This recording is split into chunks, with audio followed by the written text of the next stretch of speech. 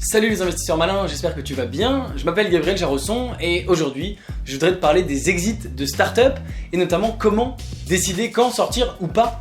Bien sûr, pour les fois où on a le choix, on n'a pas toujours le choix, on va regarder tout ça ensemble, on va en parler. Avant de commencer, si c'est ta première fois ici, si c'est pas déjà fait, je t'invite à cliquer sur le bouton s'abonner juste en dessous de cette vidéo pour t'abonner à la chaîne YouTube Léonis, ne rater aucune vidéo dès que je les publie et rejoindre plusieurs milliers d'investisseurs malins. C'est parti.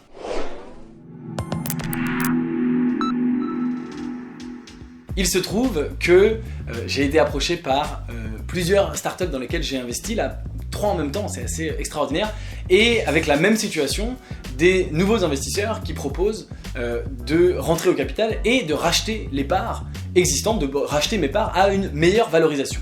Et donc, eh bien, je dois prendre une décision. Est-ce que je décide de vendre en réalisant une plus-value ou est-ce que je décide de garder les parts et d'espérer une meilleure plus-value à l'avenir?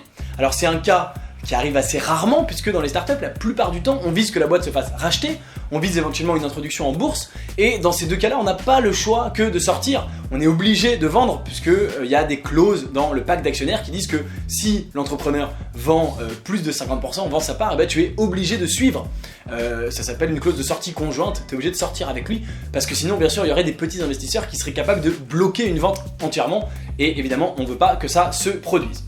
Donc, la plupart du temps, tu n'as pas le choix, que ce soit dans l'entrée en bourse ou dans le rachat. Mais, dans des cas comme ça, un nouvel investisseur propose d'entrer au capital et il dit bah écoutez, moi je veux être tout seul au capital, je veux être tranquille, hein, c'est ça son intérêt à lui, je veux pas avoir de petits investisseurs qui viennent m'embêter, qui viennent donner leur avis, donc eh bien, je propose de vous racheter.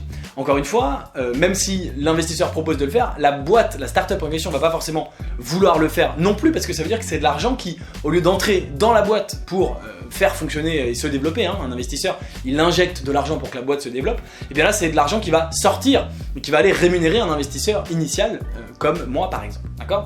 Mais il y a des cas où c'est possible et donc, eh bien, quelle décision tu dois prendre? Donc encore une fois, les deux choix que tu as, c'est soit revoir ton argent tout de suite et réaliser ton gain immédiatement, soit garder ton investissement et espérer un gain futur plus important. Évidemment, si la boîte arrive à relever des fonds et avoir une meilleure valorisation, c'est plutôt bon signe, ça veut dire que ça se passe bien et tu as peut-être un petit peu plus de chances d'aller à ton exit futur et de gagner plus d'argent plus tard. Mais en même temps, toutes les boîtes sont risquées, tous les investissements sont risqués et donc tu peux également perdre de l'argent, c'est-à-dire qu'on peut te proposer un exit à un moment, tu peux le refuser et puis 1 an, 2 ans plus tard, la boîte peut arrêter, peut se planter, peut mettre la clé sous la porte, il peut se passer tout un tas de choses, d'événements sur tel et tel marché, etc. qui font que finalement tu perds ton argent et que donc tu aurais mieux fait de saisir l'exit. Donc les deux philosophies hein, se valent, il n'y a pas de bonne et de mauvaise réponse, hein, c'est pas comme le bon et le mauvais chasseur. Tout est possible. Bien sûr, un élément important, c'est que un élément à prendre en compte, c'est que les exits dans le milieu des startups sont assez rares. Donc, quand on t'en propose un, ça peut déjà valoir le coup potentiellement de le saisir, première chose. Et deuxièmement, c'est en général sur des multiples importants, déjà meilleurs que ce que peuvent être les investissements plus classiques. Donc en général, par exemple, pour ce qui est mon cas, on m'a proposé un exit là à x5, on m'a proposé un autre exit à fois 1,5 seulement en quelques mois, c'est-à-dire plus 50%. Donc dans un cas comme dans l'autre, c'est soit x5 en quelques années, soit fois 1,5 en 4 ou 5 mois. C'est exceptionnel, c'est bien mieux que n'importe quel investissement que j'aurais fait en bourse, même probablement dans les crypto-monnaies, tout investissement classique, assurance vie, PEA, etc. Donc à la fois on peut se dire bon bah moi j'ai fait mon multiple extraordinaire, tant mieux. À la fois bien sûr quand on est business angel on vise pas x1,5, on vise même pas x5, on vise x10, x50, x100, pourquoi pas x1000, on vise beaucoup plus gros. Imagine l'investisseur qui serait sorti de Uber avec seulement un x5, on lui aurait dit mais tu es un énorme abruti parce que tu aurais pu faire x1000 et tu as fait que x5. Donc bien sûr, encore une fois on ne le sait qu'après coup, on peut pas le savoir au moment où la décision est prise. La personne ne peut pas dire ah mais Uber je sais que ça va cartonner donc j'ai intérêt à rester. Tu peux pressentir mais on ne sait pas. Donc voilà, tout dépend finalement de ce que tu pressens pour l'avenir de la boîte. Si tu continues à croire fortement à ta thèse d'investissement initiale et si tu vois que la boîte se développe très vite comme tu l'avais prévu, tu peux effectivement décider de rester. Tu peux même parfois, pourquoi pas, remettre de l'argent. C'est aussi une possibilité pour maintenir ta part au capital pour ne pas être dilué. J'ai fait une vidéo sur la dilution qui est un autre sujet, tu peux aller voir, tu cherches Léonis dilution et j'en parle plus en détail.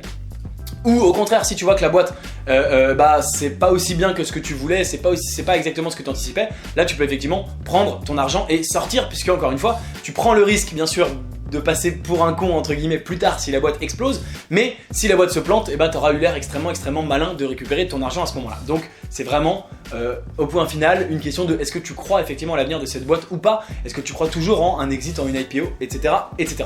Voilà donc comment déterminer un exit. Encore une fois, il n'y a pas de réponse simple, c'est toujours systématiquement une décision personnelle et je te souhaite évidemment que ça t'arrive parce que c'est un bon problème à avoir. C'est un problème de quelqu'un qui a gagné de l'argent, au moins potentiellement, hein, peut-être même si c'est pas de l'argent que tu récupères, c'est quand même de la valo qui a augmenté en tout cas pour le moment. Donc c'est des très bons problèmes à avoir.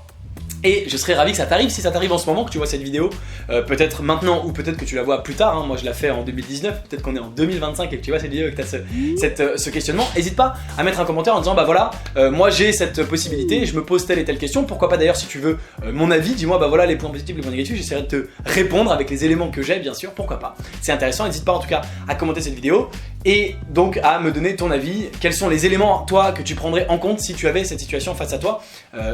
Encore une fois, qu'est-ce qui viendrait peser dans la balance pour et contre de sortir à un moment donné. Dis-moi tout ça en commentaire, merci d'avoir regardé la vidéo jusqu'au bout, si elle t'a plu, aime-la, partage-la à quelqu'un qui a un exit en ce moment potentiel, qui vit une proposition d'exit. Si tu n'es pas encore abonné à la chaîne YouTube Léonis, je t'invite évidemment à le faire. Moi je te dis à très bientôt pour une prochaine vidéo. En attendant la suivante, tu peux regarder une vidéo de moi juste au-dessus de ma tête. Ciao.